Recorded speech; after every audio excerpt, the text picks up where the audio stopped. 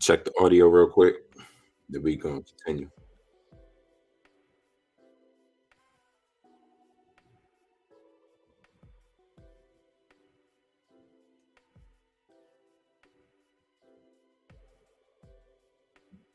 Check, check.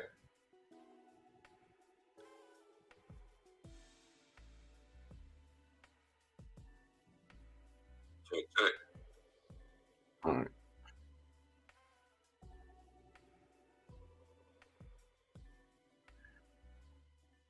All right. So it looks like we good. Good to get going.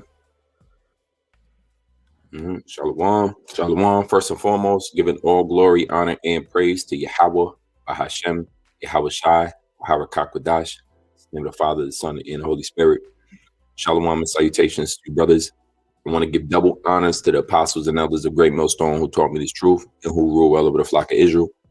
Shalom to all the brothers that's teaching, the teachers, the prophets, everybody that put their life on the line to promote this truth.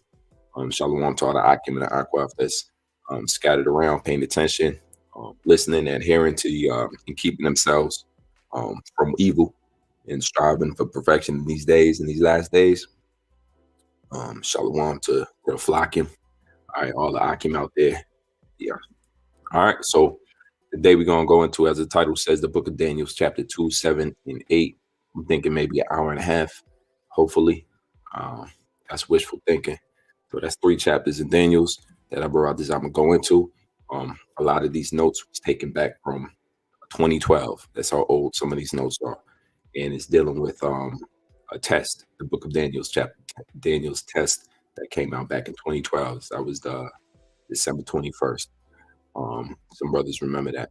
So I'm gonna go into it, and I would rather to be edified. The picture I have here is supposed to be the Hanging Gardens of Babylon, by the way. It's like AI rendered, I believe. Either way, let's get into this quick precepts dealing with dreams and visions, ways in which the Most High allows his ways to be interpreted through man is dreams.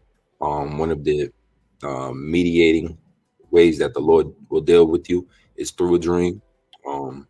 It's not that every single dream you have is spiritual. However, we're dealing with dreams in this setting here, dreams and visions. So Job 7:13, when I say my bed shall comfort me, my couch shall ease my complaint, then thou scarest me with dreams and terrifies me through visions. So the Lord sends those dreams and visions, especially the ones that are looking scary and wake you up. A lot of those is brothers will have them. Just Akwaf will have them. Children will have them. Just dreams about the end times. Very terrifying dreams. Job 33:14. For Yahweh speaketh once, yea twice, yet man perceiveth it not. In a dream, in a vision of the night, when deep sleep falleth upon men, and slumberings upon the bed. Then he openeth the ears of men, and sealeth their instruction, that he may withdraw man from his purpose and hide pride from man. And what I'm gonna do here, as you can see, I like to go into NLT just to get a the same phrases, the same words, just spoken differently, saying the same exact thing, bringing out a little different character in life in it. So bear with me. Let's grab the NLT. Job 33:14 again on the NLT. It says, Yahweh speaks again and again, though people don't recognize it. He speaks in dreams and visions of the night when deep sleep falls on people as they lie in their beds. He whispers in their ears and terrifies them with warnings. He makes them turn from doing wrong. He keeps them from pride. All right, so these dreams are the ones we're dealing with here in Daniel's, the 2nd chapter, and the visions in the 7th and 8th chapter. They're all prophetic. So we're dealing with prophecy right now. All right, so we're going to get right into it. So if I pause, that's because I'm reading from my notes as well. All right, so this is Daniel's 2:1. And in the 2nd year of the reign of Nebuchadnezzar, Nebuchadnezzar dreamed dreams, wherewith his spirit was troubled, and his sleep break from him. And I have here a good timeline, a decent timeline of what that might look like during this time, right? As you can see, it says here, Nebuchadnezzar's dream of great world colossus. That picture deteriorate, whatever. As you go down here, it says 612, the Babylonian Empire. Don't worry about this guy here, that's Caesar Borgia. So this is the time, this is the period, this is the empire that we're dealing with, right? Okay, Babylonian Empire from 612. All right, so let's get back into it. So Nebuchadnezzar, which he went by a different name as well in secular history, but he was a real figure. So in his second year of his reign, his dreams were waking him out of his sleep. All right, verse 2. Then the king commanded to call the magicians and astrologers and sorcerers and the Chaldeans for to show the king his dreams. So they came and stood before the king. So the king calls these wise men to show him his dream. And the king said unto them, I have dreamed the dream, and my spirit was troubled to know the dream. All right, so he wants to know the meaning of the dream. Verse 4, then spake the Chaldeans to the king in Syriac, O king, live forever. Tell thy servants the dream, and we will show the interpretation. So they want him to tell them what the dream was first so they can interpret it for him. Verse 5, the king answered and said to the Chaldeans, the thing is gone from me. If you will not make known unto me the dream with the interpretation thereof, ye shall be cut in pieces, and your house shall be made a dunghill. So the king told them that he forgot the dream. So unless they tell him the dream, he's going to kill them and their families.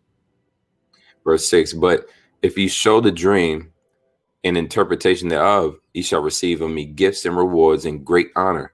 Therefore, show me the dream and the interpretation thereof.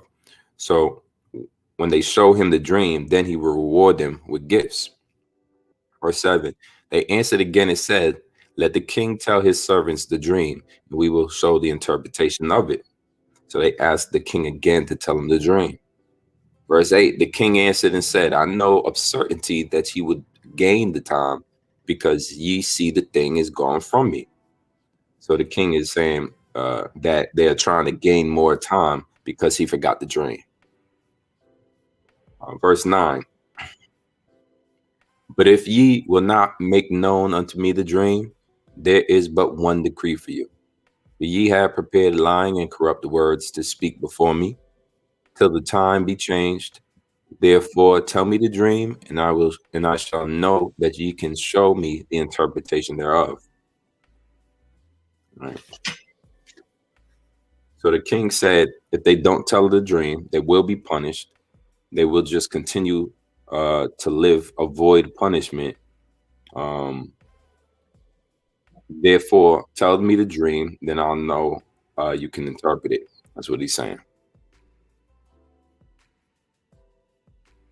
Verse 10, the Chaldeans answered before the king and said, there is not a man upon the earth that can show the king's matter. Therefore, there is no king, lord, nor ruler that asks such things at any magician or astrologer or Chaldean. So his wise men answered him that there is no man on earth who could show him his dream, which is why it has never been asked before in history. Verse 11, and it is a rare thing that the king requireth, and there is none other that can show it before the king except the gods whose dwelling is not with flesh. So they told the king that only the gods who dwelt not in flesh can show him his dream. Verse 12, for this cause the king was angry and very furious and commanded to destroy all the wise men. So the king got mad and ordered the execution of all his wise men. Verse 13, and the decree went forth that the wise men should be slain, and they sought Daniel and his fellows to be slain. So Daniel, the decree went forth, right? So Daniel and his wise men's lives were sought after. Now, verse 14, then Daniel answered with counsel and wisdom to Arioch, the captain of the king's guards, which was gone forth to slay the wise men in Babylon. So Daniel used discretion to answer Arioch, the captain of the king's guard, who led the executions. He answered and said to Arioch, the king's captain, why is the decree so hasty from the king? Then Arioch made the thing known to Daniel. So Daniel asked Arioch why the decree was so urgent.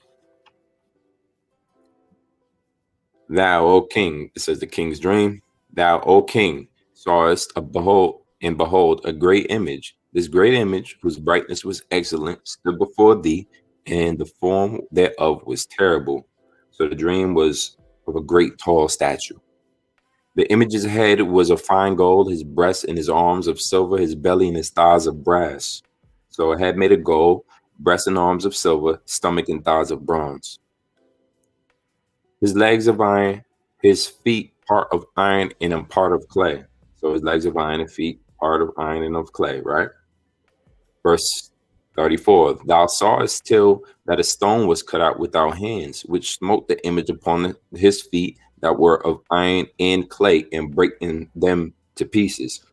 So the king saw a stone cut out from no hands that struck the statue on the feet and crushed them.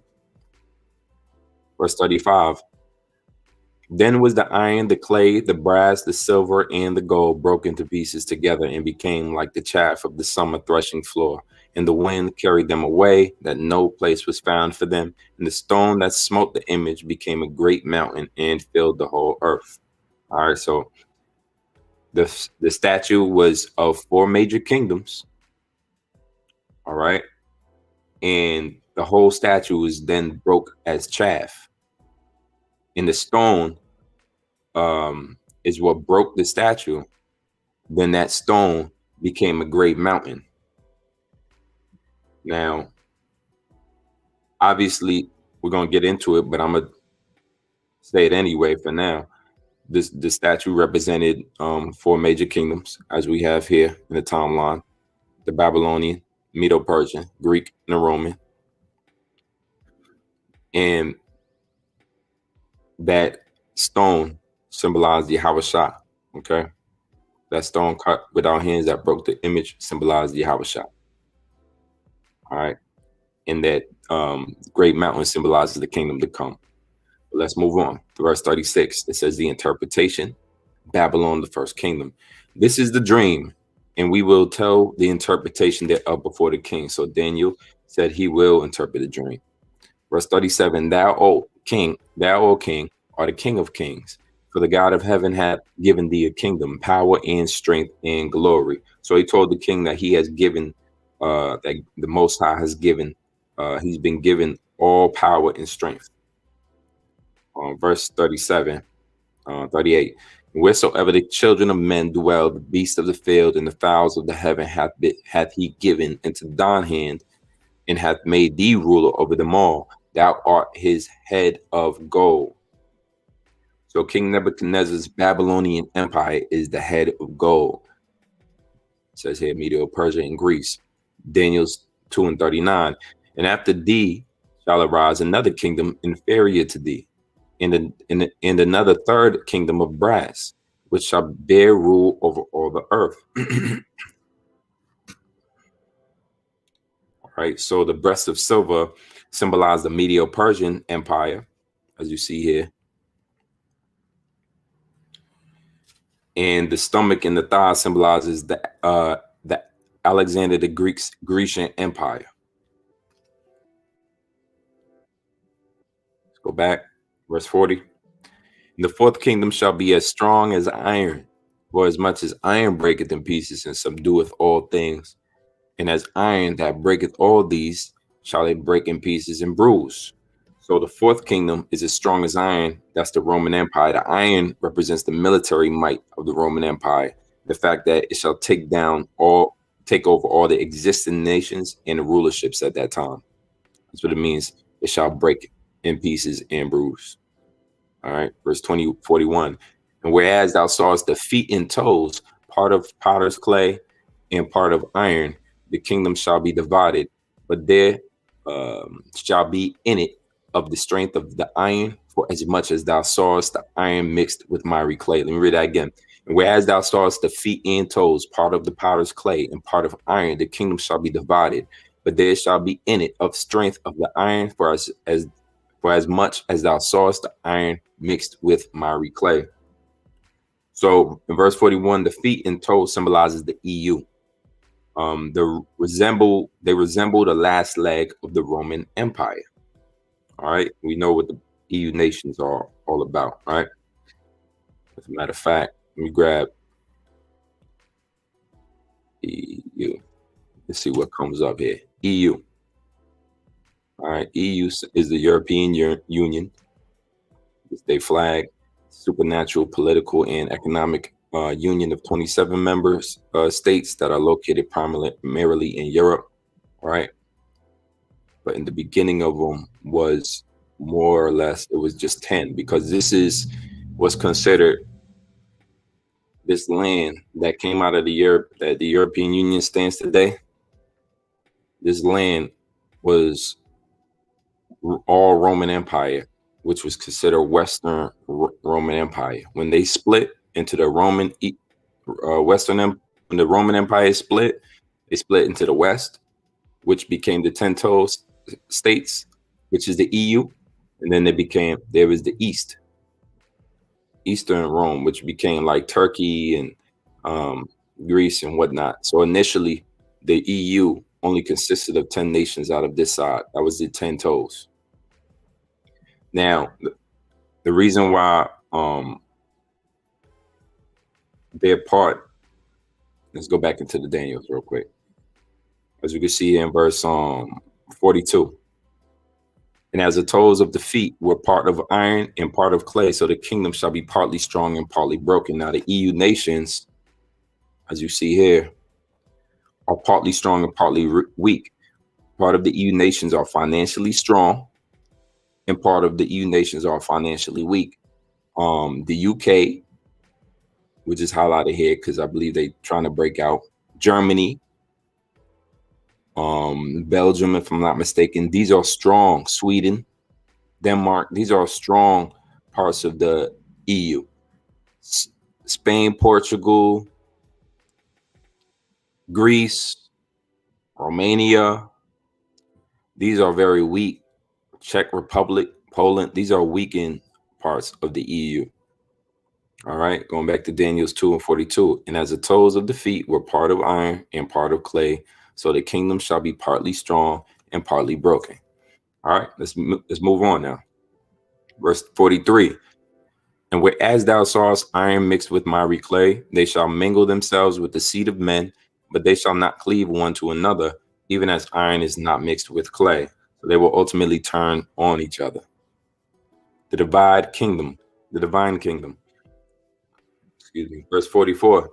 And in the days of these kings shall the power of heaven set up a kingdom which shall never be destroyed, and the kingdom shall not be left to other people, but it shall break in pieces and consume all these kingdoms, and it shall stand forever. Right, and that's that. Let me just keep going.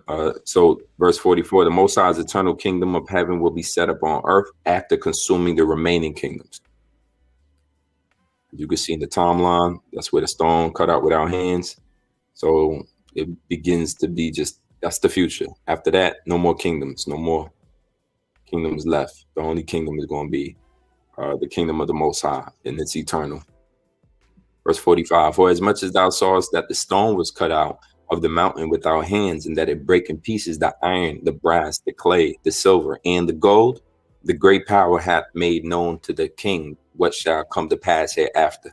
And the dream is certain, and the interpretation thereof sure. So just as the king saw in his dream, the interpretation will come to pass. Yahushua is the stone that will cut off all world governments. So Daniel promoted, it says. Then the king Nebuchadnezzar fell on his face and worshiped Daniel, and commanded that they should offer an oblation and sweet odors unto him. So the king then tried to worship Daniel for his wisdom. The king answered unto Daniel and said, of a truth it is that your power is a power of powers, and a lord of kings, and a revealer of secrets, seeing thou couldst reveal this secret. So the king gave Daniel acknowledges Yahweh, all right, the power of Daniel, or Daniel's power rather. So verse 48, then the king made Daniel a great man and gave him many great gifts, and made him a ruler over the whole province of Babylon, and the chief of the governors over all the wise men of Babylon. So the king gave Daniel rank as a ruler of the province of Babylon and chief of the governors over all the wise men. He was made something like a president in that time. Daniel's 2 and 49. Then Daniel requested of the king, and he set Shadrach, Meshach, and Abednego over the affairs of the province of Babylon. But Daniel sat in the gate of the king. So Daniel was put in high position, close to the king. All right, so that's the end of Daniel's 2. And now we're going to continue on with Daniel 7. Before I do that, let me just grab. This is cool because it still goes into all of them. Real quick, just showing something about another image involving the time frame of everything. So 650 BC era, the Syrian Empire. You might recognize his name, Nabopolassar. The Syrian Empire ends. You have certain men, Sargon and Sennacherib, and just certain other names that should pop up when you think of the Syrian Empire. You should also think of the northern tribes coming over here to the Americas. That's all within the Syrian Empire. 612 BC is the beginning of the Babylonian Empire. You have Nabopolassar, and a lot of these empires existed. It's not like one just fell and another one just began. It's just when one fell, then the other one took over. So Babylon existed prior to the fall of Assyria, if you understand what I'm saying. So did Medo-Persia. The Medes existed during the Babylonian Empire, so you can understand. So, 612 to 539 was the Babylonian Empire, 7 years captivity within that. Then you had the Persian Empire, but without skipping ahead too far, I just wanted to show that there's some good, Jeremiah during the Assyrian, all the way into the Babylonian, Ezekiel, Daniel. So Daniel, what we're reading out of, was all during the Babylonian Empire, pretty much. He was born in the Babylonian Empire, you could say, or at least right at the end of the fall of the Assyrian Empire. All right, so let's get back into Daniel's the 7th chapter now. Let's go to quick nav. Daniel 7.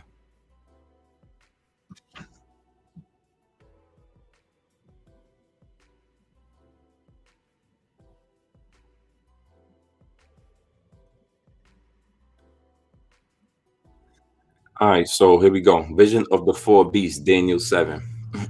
And I went into this not too long ago, so it's still not fresh on my mind, but just going to tap into it again. Daniel 7 and 1. In the first year of Belshazzar, king of Babylon, Daniel had a dream and visions of his head upon his bed. Then he wrote the dream and told the sum of the matter. So once again, going into Job 33. Starting at 14, this is the NLT. For Yahweh speaks again and again, though people do not recognize it. He speaks in dreams and visions of the night when deep sleep falls on people as they lie in their beds. He whispers in their ears and terrifies them with warnings. He makes them turn from doing wrong. He keeps them from pride. So here it is now. Daniel is having a vision himself, right? In a dream. So Daniel 1, right? It says, Daniel envisioned the dream during the first year of Belshazzar, king of Babylon. All right. Daniel, verse 2, Daniel spake and saw, I saw in my vision by night, and behold, the 4 winds of the heavens strove upon the great sea. Daniel dreamed the 4 winds stirring up the great sea. The sea refers to nations and people.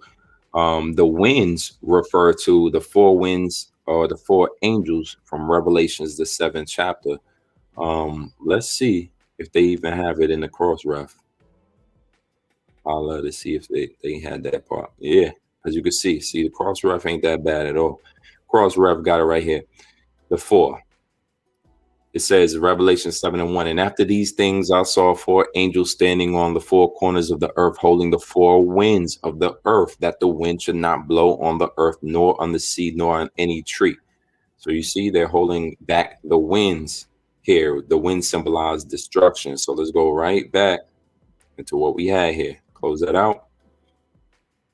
So once again, Daniel spake and saw and said, I saw my vision by night, and behold, the 4 winds, which 4 winds symbolize what? Destruction of the heavens strove upon the great sea. Because 4 winds actually symbolizes the 4 angels, Salaki, not destruction. They're holding back destruction. Daniel 7 and 3.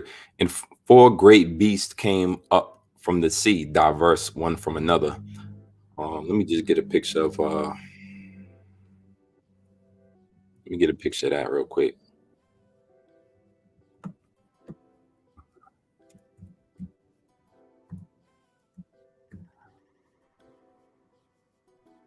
Let me just get it, something to work off of. That's good. Ain't gotta be nothing crazy. All right, cool. Brighten the screen a little bit. There we go. All right, so where we at? Verse 2. Daniel spake and said, I saw in my vision by night, and behold, the four winds of the heaven strove upon the great sea, and four great beasts came up from the sea, diverse one from another. So four great beasts came from the sea, all diverse. Beasts represent world governments. The beasts represent world governments. Daniel's dream was similar to Nebuchadnezzar's dream. All right, verse 4. The first was like a lion and had eagle's wings. I beheld till the wings thereof were plucked, and it was lifted up from the earth and made stand upon the feet as a man, and as a man's heart was given to it. So that's talking about the Assyrian Empire. That's the lion. All right. And the Assyrian Empire lasted until the wings were plucked. All right. Now the wings, you can see in the dream, these great wings. These rings symbolizes the two nations that came behind it, right? One being the Neo-Babylon. They was called Neo-Babylon at that time. And also the Medes were there the whole time too. You actually have something called the Medo-Persian. I mean, Babylon Mede Empire.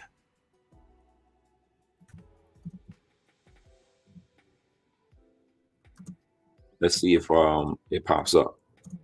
So Medes was there the whole time, right? The Medes was there the whole time. So as you can see here, Medo-Babylonian conquest. So even though you don't see it here, where it says directly from Assyrian to Babylon, right? Assyrian will be over here and it goes directly into Babylon. The Medes were actually influential in that, right? The Medo-Babylon conquest of Assyrian Empire says was the last war fought by the Neo-Assyrian Empire. Last war fought by the Neo-Assyrian Empire between 626 and 609. Succeeded his brother. I'm not gonna read that. I'm just gonna get the main point. We've seen this word, Nabopolassar, a general, to rise up and seize power in Babylonia. Let's go down. The Neo-Babylonian Empire and newly formed Median Empire under the king Xerxes then invaded the Assyrian heartland. In 614 BC, the Medes captured and sacked Ashur, the ceremonial and religious heart of Assyrian Empire. And in 612 BC, their combined armies attacked and razed Nineveh, the Assyrian capital. So it was called the Medo-Babylonian conquest of Assyria. But the nation that came into power at that time was not the Medes. That's not when they came in. They were just there and they were helping. But the Babylonian Empire began. All right. Beginning with the coronation of Nabopolassar, the king of Babylon, in 626. And being firmly established through the fall of the Neo-Assyrian Empire. Right. So that lets you know that in the dream, these once they got plucked up, that began the Babylonian Empire. One symbolizes the Medes, who was there to help defeat the lion, which is the Assyrian. One symbolizes Babylon. Let's continue. In verse 5, and behold, another beast, a second, like to a bear, and it raised itself on one side, and had 3 ribs in the mouth of it, between the teeth of it. And they said thus unto it, arise, devour much flesh. Now, see, these two beasts, the first two beasts have, let's move this. The first two beasts are pretty much two kingdoms together, right? This is the lion of Assyria, the wings of Babylon, and the Medes. Now, this bear we're dealing with is the Medes, the Medo-Persian Empire. The Medo-Persian Empire. So it's still, these first two beasts symbolizes two kingdoms. That's something that you can help you remember. So the second beast, like a bear, symbolizes Medo-Persia. The bear was raised on one side because the Persian Empire was more powerful of the two. And that's how it became raised on one side. All right. Now, if you go to, I always forget this guy's name. But basically, the three, it says it has 3 ribs on the mouth of it, between the teeth. And when the Medo Empire came in, it had the upper hand, right? But then the Persians came in and pretty much outranked them. And the Persians took down more land than the Medes did. So if you look at the two empires as well,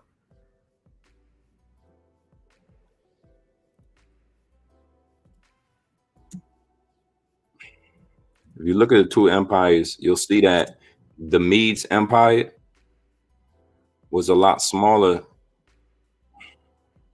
says media. These people is crazy. The Medes Empire was a lot smaller than the Persian Empire, emphasizing the point again that the bear stood up on one side. So as you can see here, this is Media when they came into power. Right, not the best image. Trying to get it to. All right, so here's the Media Empire when it came into power. The Medes. By the way, the Medes is Japheth. All right, so they had, right, they didn't have Jerusalem, but they went all the way to Cappadocia in modern day Turkey. They went down here to Babylon. Pasargadae was that was the main point of the Persian Empire, Pasargadae right here. But the Medes Empire was right here, Hagmatana, whatever it's called. Here's Babylon. They didn't even really fully conquer Babylon. So who was more influential in conquering Babylon? Even though the Medes got the upper hand, it was really the city became conquered by Persia. Because when that was Mede. Now watch the Persian Empire, how that looked. Much greater than the last one. Mede Empire, Persian Empire. See, they went all the way to Memphis. They went past Cappadocia all the way to Lydia. Now, when you're dealing with the 3 ribs, the 3 ribs symbolizes the 3 main powers at that time. Let's get it again in Daniel 7. It says, and it had 3 ribs, and behold, Daniel 7:5, and behold, another beast, the second, like to a bear, and it raised it up itself on one side, and it had 3 ribs in the mouth of it, between the teeth of it. And they said thus unto it, arise, devour much flesh. That's the bear with the 3 ribs in his mouth. The Persian Empire looked like this. It conquered with the 3 main ribs: Lydia, which is including Sardis. You'll hear about Cyrus the Great conquering Lydia of Persia, Cyrus the Great, who also conquered the Medes. And then you'll have they conquered Babylon, which was another heavy power at that time. And the third heavy power was Egypt. And Cyrus the Great conquered Lydia, Sardis, and Babylon area. It was his son Cambyses II that conquered Egypt. Going on in Daniel 7. So it arose and devoured much flesh because they were just taking down nations. The Persian Empire became more powerful of the two, between the Medes and the Persians, and they began to conquer, as you can see in the picture. Verse 6. In this I beheld, and lo, another like a leopard, which had upon the back of it 4 wings of a fowl. The beast had also 4 heads, and dominion was given to it. So here goes the leopard back there. Now, the third beast, like a leopard with 4 wings and heads, symbolizes the Grecian Empire. Alexander the Great, or the Great, of course they call him the Great, represents the leopard, right? And his 4 generals represented the 4 heads. You had Ptolemy, who ruled in the south. That's one of the heads. You had Seleucus, who ruled over Syria. You had Lacenaeus, I believe that was the Turkey area. Oh, no. Lacenaeus was Greece and Thrace. Then you had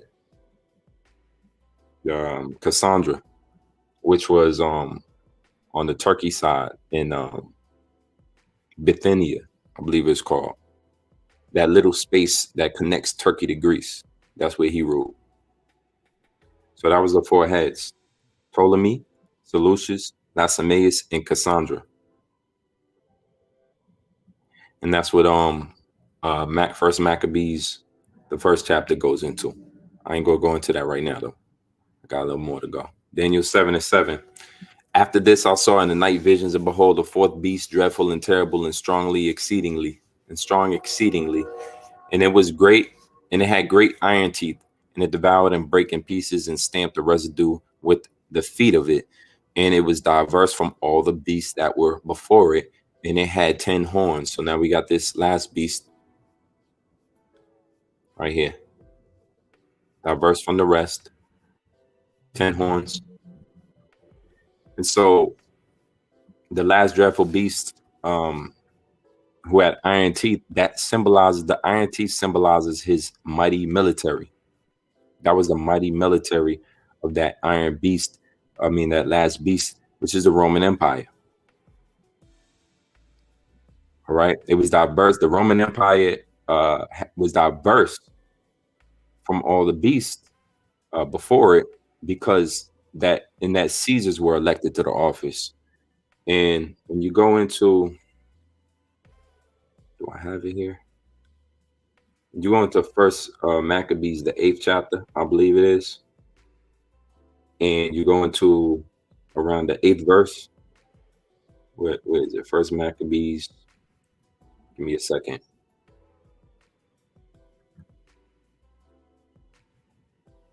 Yeah, if you go into First Maccabees 8, or even it could be Second Maccabees 8, it talks about that.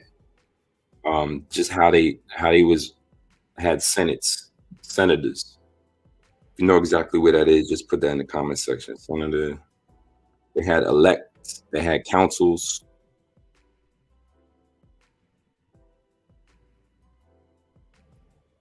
Anyway, that's what made it diverse from the rest of the beasts. That's First Maccabees 8 and 15, by the way. Moreover, how they had made it for themselves a senate house, wherein 320 men sat in council daily. So 320 senators, that's how they did it. Right? And they deliberated about the affairs of the people and their well-being. That's what made this 4th beast unlike diverse from all the other beasts. So they had elections, Caesars were elected, they had the Senate, so forth and so on. These 10 horns are similar to the 10 toes in Nebuchadnezzar's dream. This the beast. The beast is the current power structure of the so-called white man, who is Esau, Edom in the Bible, and the 10 horns symbolize the EU. So the beast is the Roman Empire, and what comes out of the Roman Empire was the 10 horns. And the 10 horns symbolizes what is basically NATO and EU today. EU. And as we went over, similar to the 10 toes, Daniel's the 2nd chapter. All right. Let me just check the feed, make sure it's good. All right, cool. Keep going.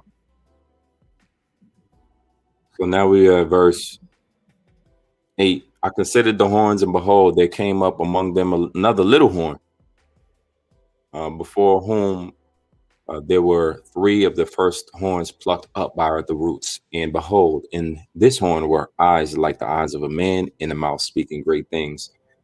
The 11th horn, the one that came up from Mr. Three, is talking about America, which plucked up Spain, Britain, and France out of North America during the American Revolution and gained power over the United States. America has a mouth speaking great things by claiming to have the most superior world government, military, and economy. Simply put, the Ancient of Days reigns. Daniel 7 and 9. I beheld till the thrones were cast down, and the Ancient of Days did sit, whose garment was white as snow, and the hair of his head like the pure wool. His throne was like a fiery flame, and his wheels as burning fire. Daniel saw all the world's government destroyed before the powerful throne of the Most High, who's a so-called black man, by the way. Woolly hair. Verse 10, a fiery stream issued and came forth from before him. Thousands ministered unto him, and 10,000 times 10,000 stood before him, and judgment was set, and the books were opened.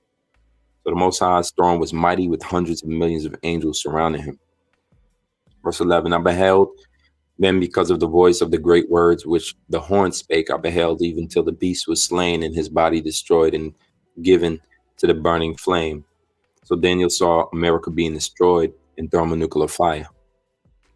As concerning the rest of the beast, they had their dominion taken away, yet their lives were prolonged for a season of time. So the rest of the beasts were destroyed, with all governments being subdued to the rulers of the kingdom of heaven. The Son of Man presented. I saw in the vision, night vision, and behold, one like the Son of Man came with the clouds of heaven and came to the Ancient of Days, and they brought him near before him.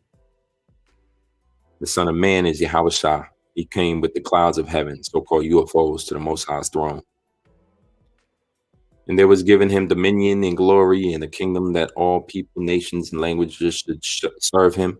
His dominion is an everlasting dominion which shall not pass away, and his kingdom that which shall not be destroyed. So the Most High Yahweh gave the Lord Yahushua an everlasting dominion over all people and nations. And like the stone in Nebuchadnezzar's dream, Daniel saw more clearly that Yahushua would destroy the world governments and set up his righteous kingdom on earth. Vision interpreted. I, Daniel, was grieved in my spirit in the midst of my body, and the visions of my head troubled me. So Daniel became grieved by the vision. I came near unto one of the men, I came near unto one of them that stood by and asked him the truth of all of this. So he told me and made me know the interpretations of the things. And I just want to grab real quick. If I go into some of the other Bibles, I believe this will say Gabriel.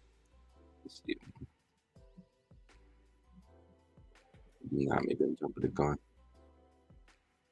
All right, so I'll take that back. Because later on, he's dealing with Gabriel and Michael. All right, so an angel told Daniel the interpretation of the vision. Verse 17, these great beasts which are four kings which shall arise out of the earth. So the four beasts are four kingdoms of the earth that will rise to great power.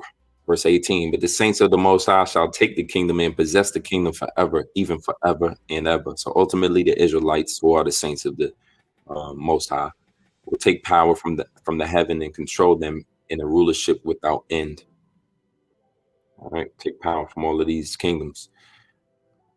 So it's going to be transferred to us. Daniel 7 and 19, then I would know the truth of the fourth beast, which was diverse from all the others, exceeding dreadful, whose teeth were of iron and his nails of brass, which devoured, breaking pieces, and stamped the residue with his feet.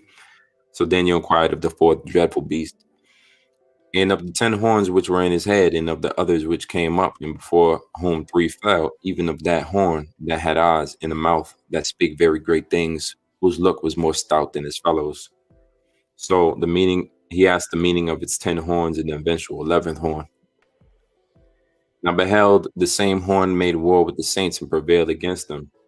So Daniel saw the 11th horn, America, winning a war against the Israelites. And the Israelites, people with Negro and Latino and Native American descent. And that war is basically slavery, enslaved us. Verse 22, until the Ancient of Days came and judgment was given to the saints of the Most High, and the time came that the saints possessed the kingdom. So until the Most High sanctioned the time for Israel to come back into the power. Thus he said, the fourth beast shall be the fourth kingdom upon the earth, which shall be diverse from all the kingdoms, and shall devour the whole earth, and shall tread it down and break it in pieces. So the fourth beast has power to destroy all nations and militarily.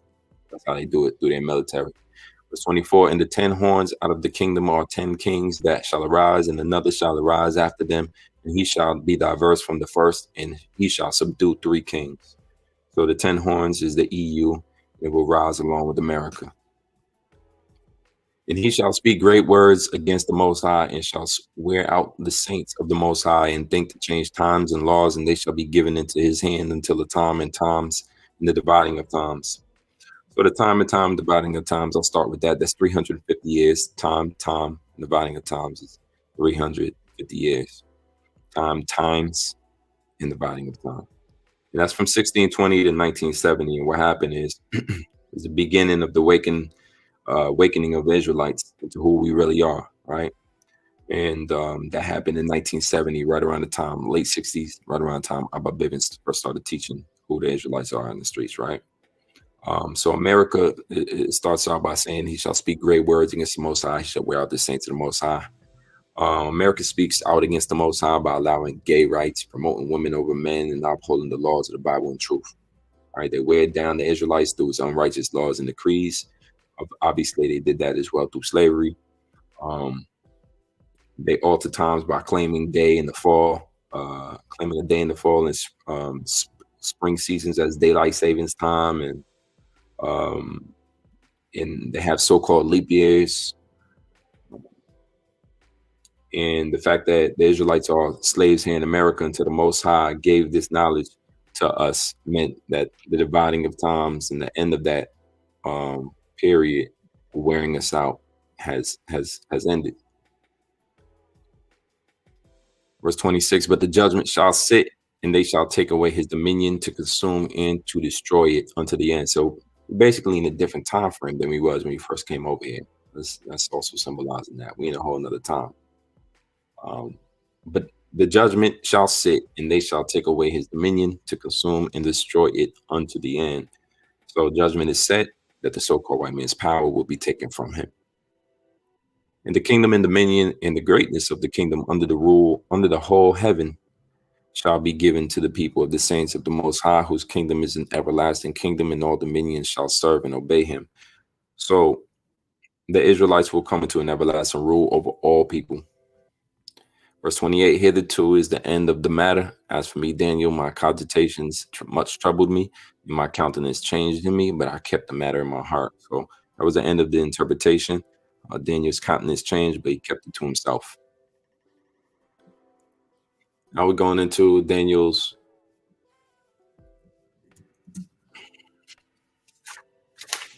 the next chapter, Daniel's 8. I haven't went over this in a minute.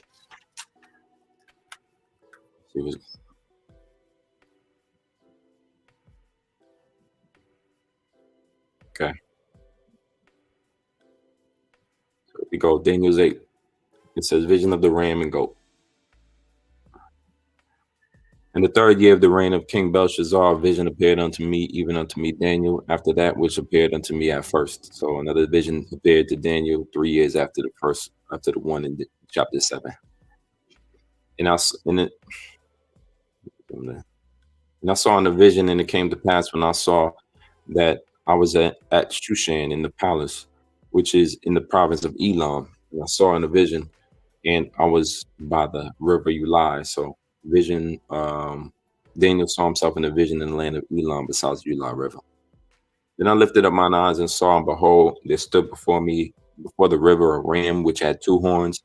The 2 horns were high, but one was higher than the other, and the highest came up last. So this vision is similar to the one he had in chapter 7. It symbolizes animals as kingdoms. Daniel sees a ram with 2 horns, one higher than the other. The ram symbolizes the Medo-Persian Empire. You go to Medo-Persian Empire as a ram, which is two empires, two nations put together. And the second horn that came up higher was the Persians, who overpowered the first horn, the Median Empire. I saw the ram pushing westward and northward and southward, so that no beast might stand before him. Neither was there any that could deliver out of his hand, but he did according to his will and became great. And so the Medo-Persians began to conquer all nations except in the east. Right. So he pushed westward, Babylon, northward, which you can say was Lydia, and southward, Egypt.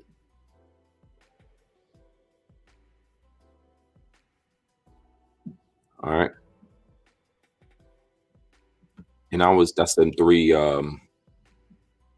which I just named, those three bones that was also in the mouth's bear, 3 ribs. So Daniel's 2 basically backs it up. Daniel's 2 backs up Daniel's, Daniel's 7 backs up Daniel's 8, where it says westward, northward, and southward, but he didn't conquer eastward. Right. Anyway, verse 8. And as I was considering, behold, an he-goat came from the west on the face of the whole earth and touched not the ground. And the goat had a notable horn between his eyes. So the he-goat came from the west, which is Greece, touched not the ground, by swiftly conquering all the nations. I believe they conquered all these nations in 11 years. And the notable horn between his eyes was Alexander the Great. Talks about him in the First Maccabees, the 1st chapter. And he was 32 or 33 when he died.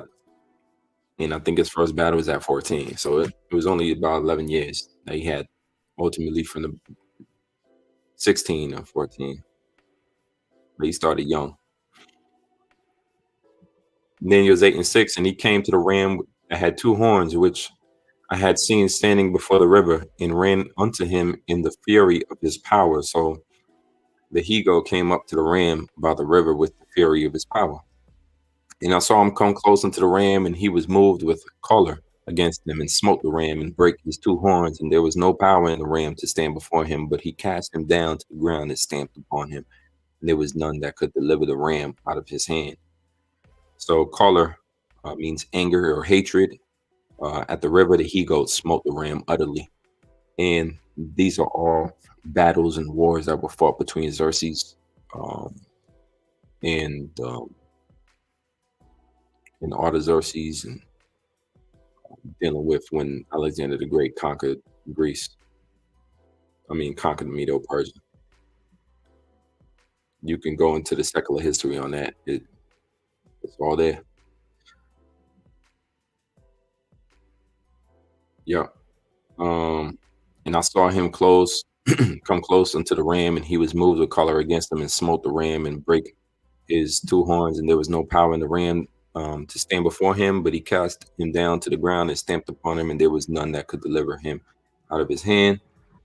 I read that. Therefore the he-goat waxed very great, and when he was strong, the great horn was broken, for it came up for 4 notable ones toward the 4 winds of heaven. I'm gonna read that again. Therefore the he-goat waxed very great, and when he was strong, the great horn was broken, for it came up 4 notable ones toward the 4 winds of heaven. So in the midst of Alexander the Great's strength, at 32 years old, he died. So the great horn was broken. His 4 generals, or notables, came into power. That's again Cassander, Ptolemy, Lacemes, and Seleucus. So the little horn, and out of one of them came forth the little horn, which waxed exceeding great toward the south, and toward the east, and toward the pleasant land. Antiochus Epiphanes the 4th from Syria, who's written about in 1st and 2nd Maccabees, and the Apocrypha is the little horn which waxed exceeding great. The Syrian Empire spread southeast and into the pleasant land of Israel. And it waxed great even to the host of heaven, and it cast down some of the host and of the stars to the ground and stamped upon them. Antiochus Epiphanes persecuted many Jews in the land of Israel, including priests. Verse 11, yea, he magnified himself even to the prince of the host, and by him the daily sacrifice was taken away, and the place of his sanctuary was cast down, which means he magnified himself against the prince of the host, who is Yahushua. He didn't stop the daily sacrifices in the temple and defiled the sanctuary. Verse 12, and a host was given him against the daily sacrifice by reason of transgression, and it cast down the truth to the ground, and it practiced and prospered, which means the Jews were delivered unto the horn on account of wickedness and impure sacrifices.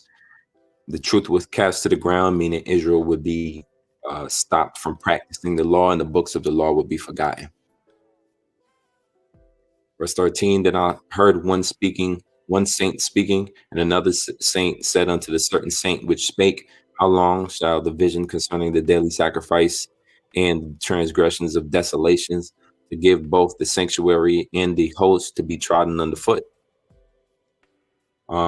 Which is Daniel overheard the saint asking another saint concerning the vision, when these things will come to pass. Verse 14, and he said unto me, unto 2,300 days, then the sanctuary be cleansed.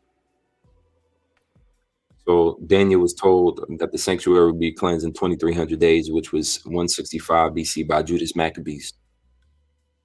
Interpretation of the vision. Daniel's 8 and 15, and it came to pass when even I, Daniel, had seen the vision and sought for the meaning, then behold, there stood before me as the appearance of a man. So the angel Gabriel comes in now, and he stands before Daniel. And I heard a man's voice between the banks of Eula, which called and said, Gabriel, make this man to understand the vision. So the Lord told Gabriel to interpret the vision of Daniel. So he came near where I stood, and when he came, I was afraid and fell upon my face. But he said unto me, understand, O son of man, for at the time of the end shall be the vision. So Gabriel began to explain the vision to Daniel. It was about the end times. But Daniel passed out. It says, I was afraid and fell upon my face. Verse 18, now as he was speaking with me, and I was in a deep sleep on my face toward the ground, but he touched me and set me upright. So Gabriel woke Daniel and raised him to his feet. And he said, behold, I will make thee know what shall be in the last end of the indignation, for at the time appointed the end shall be. So Gabriel announced to Daniel that he will interpret the vision. It says the ram's identity. The ram which thou sawest having two horns are the kings of Medo-Persia. All right, the ram represents Medo-Persian Empire. And the rough goat is the king of Grecia, and the great horn that is between his eyes is the first king. So the rough goat represents the Grecian Empire. The great horn between the eyes is Alexander the Great. Now that being broken, whereas four stood up for it, the four kingdoms shall stand up out of the nation, but not in his power. So four kingdoms shall rise from the broken horn, not with the same power. It goes on to the four kingdoms of Ptolemy, Lacenaeus, Seleucus, and Cassander. And in the latter time of their kingdom, when the transgressors are come to full, a king of fierce countenance and understanding dark sentences shall stand up. Later on, from the Syrian faction of the Grecian Empire comes Antiochus Epiphanes IV, whom, when transgressors are come to the full, he will stand up using deceit and terror. And his power shall be mighty, but not his own power, and he shall destroy wonderfully, and shall prosper in practice, and shall destroy the mighty and holy people. So that means he shall destroy the Jews of Israel mightily and terribly, and not by his own power, signifies that the Most High set him up to fulfill his will. Verse 25, and through his policy also he shall cause crafts to prosper in his hand, and he shall magnify himself in his heart, and by peace shall destroy many. He shall also stand up against the prince of princes, but he shall be broken without hand. which means Antiochus Epiphanes the fourth came into power through craftiness, and he was puffed up with pride and destroyed the peace of the Israelites. He exalted himself against the Most High and was eventually taken down. Prince of Princes is Yahushua, who he exalted himself against. Verse 26, in the vision of the evening and the morning, which was told is true, wherefore shut thou up the vision, for it shall be for many days. So Gabriel revealed that vision, that the vision was a future prophecy that will come to pass, and Daniel was told to record the vision. That's what it means, shut thou up the vision. Verse 27, and I, Daniel, fainted and was sick certain days. Afterward, I rose up and did the king's business, and I was astonished at the vision, but none understood it. So because of the dramatic spiritual experience, Daniel fainted and became sick for a time, but nobody understood what was happening to him. That was Daniel in Daniel's 8 concerning the 4 empires, the 4 beasts, and everything from Assyria to the Babylon, Medo, Persian, Greek, Roman, and even into the future of the kingdom of heaven, prophesied by the prophet Daniel. Again, closing out with Job 33 and 14 in the KJV.